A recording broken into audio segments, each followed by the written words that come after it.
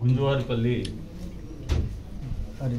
హరిజనవాడ గుంజువారిపల్లిలో నుంచి వైఎస్ఆర్సీపీ పార్టీకి చెందినటువంటి సుధాకర్ గారు సచివాలయ కన్వీనర్గా చేసేవాళ్ళు.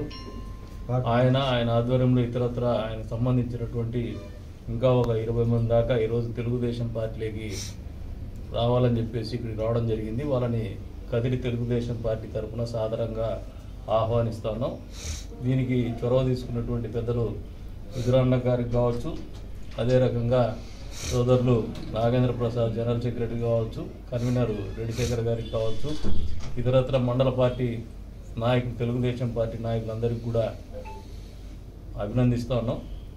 ఏ నమ్మకంతో అయితే వాళ్ళు ఈరోజు తెలుగుదేశం పార్టీలో చేరుతూ ఉన్నారో చంద్రబాబు నాయుడు గారి నాయకత్వాన్ని బలపరుస్తూ, అదే రకంగా వచ్చే సార్వత్రిక ఎన్నికల్లో కూడా తెలుగుదేశం పార్టీ తరఫున రాత్రింబవళ్ళు పనిచేసి చంద్రబాబు నాయుడు గారు ముఖ్యమంత్రి అయ్యేంత వరకు కూడా వాళ్ళ కర్తవ్యం నెరవేర్చాలని చెప్పేసి కూడా వాళ్ళని మనస్ఫూర్తిగా కోరుతా ఉన్నాను. ఆ దిశగా వాళ్ళు పనిచేస్తారని చెప్పేసి కూడా ఆశిస్తా ఉన్నాను. ఏ ఆలోచనతో మీరు ముందుకు వచ్చున్నారో, ఏదైతే మీరు కోల్పోయి రాజకీయంగా ఈరోజు ఆలోచనలో పడుతున్నారో, ఆ కోల్పోయినటువంటిది ఖచ్చితంగా తెలుగుదేశం పార్టీ అధికారంలోకి వచ్చిన తర్వాత కానీ తెలుగుదేశం పార్టీ ఆధ్వర్యంలో మీ నాయకత్వానికి కానీ పూర్తి స్థాయిలో సహకరిస్తాము.